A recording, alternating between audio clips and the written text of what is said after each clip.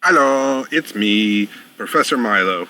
I'm going to be talking to you today about magical sight and perception. Yay, fun stuff. We're starting our wizard training with sight.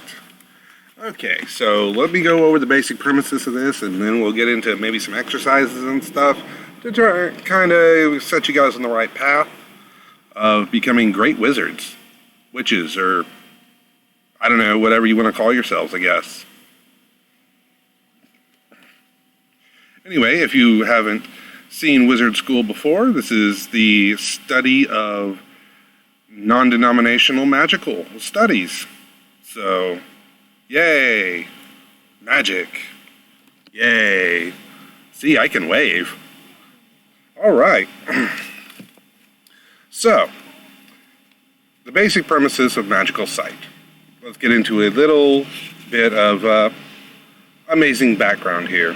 So, most people are seeing with only one eye.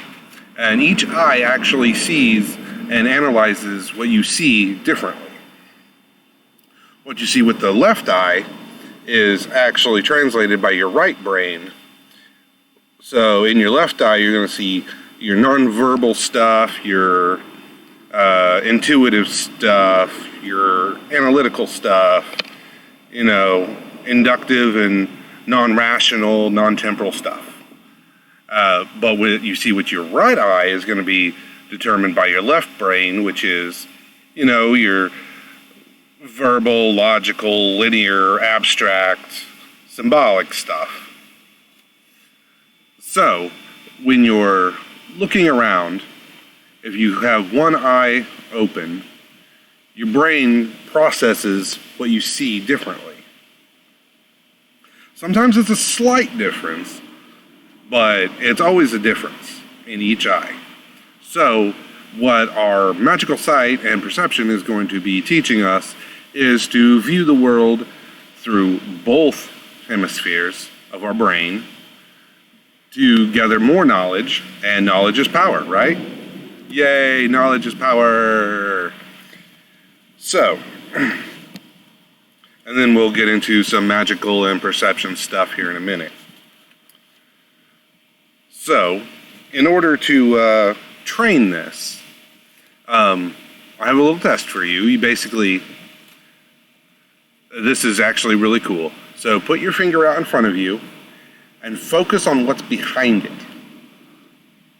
Just one finger. If you focus on what's behind it, you notice that your finger basically becomes a ghost. That's because you have two sets of information coming into your brain, one of which sees behind your finger and one of which sees your finger at two different points of view. And if you focus behind your finger basically becomes like a ghost. It's actually really weird to look at, but that's a little test for you there. Go ahead and try that. I'll give you a second. Let me get a drink while you practice that, because it's really cool. This isn't just contained in your finger. Any kind of close-up object, if you focus on what's behind it with your eyes, almost anything you'll see that you'll get kind of that transparency thing going on when using both of your eyes. This is what I mean by seeing with both eyes. Because when you actually see with both eyes, you're processing two images all at the same time into one image and being able to gather much more information at the same time.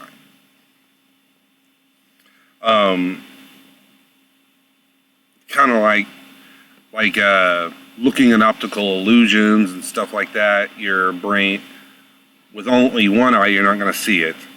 But with the other eye, you're going to see something completely different, which is then going to transform the optical illusion into something you can see.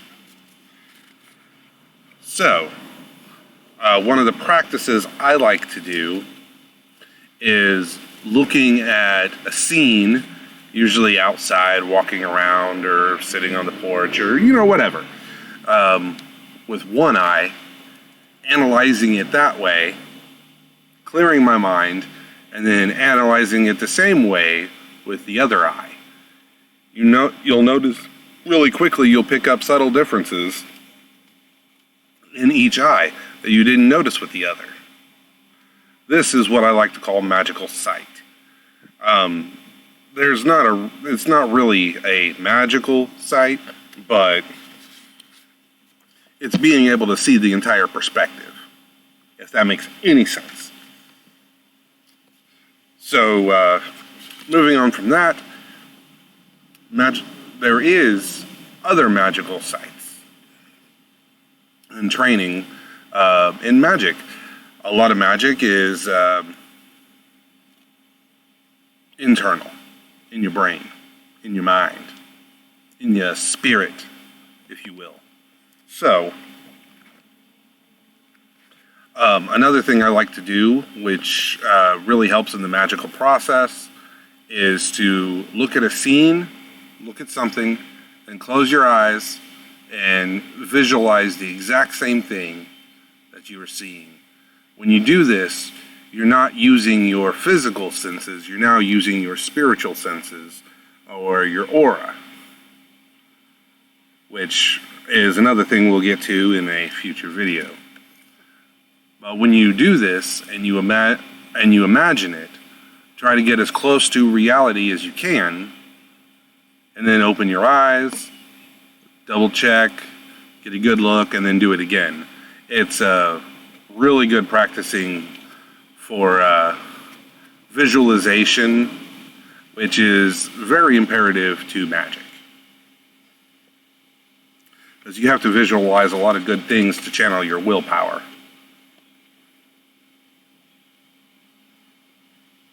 So, that is Magickal Sight. I want to leave you guys with one more little exercise here. Basically, you're going to rub your hands together really hard. This channels your energy, your inner energy, your ki, your qigong, or whatever you want to call it. It doesn't matter. It's your life force. You rub your hands together really hard, and then you place them on your eyes, heating up your eyes, and you feel that power kind of go into your eyes. And then study the scene again like you did before, but with both eyes this time. And you'll notice, as you get better and better at this, that you will pick out things that you never thought imaginable, and even staring and looking at something as simple as a tree can give you secrets and insights that you never knew was possible. This whole magic thing is really weird, I know. But, that's just how it is. So, that's one of the practices that I really like. Anyway, I hope you enjoyed today's lesson, and I'll see you tomorrow. Yay!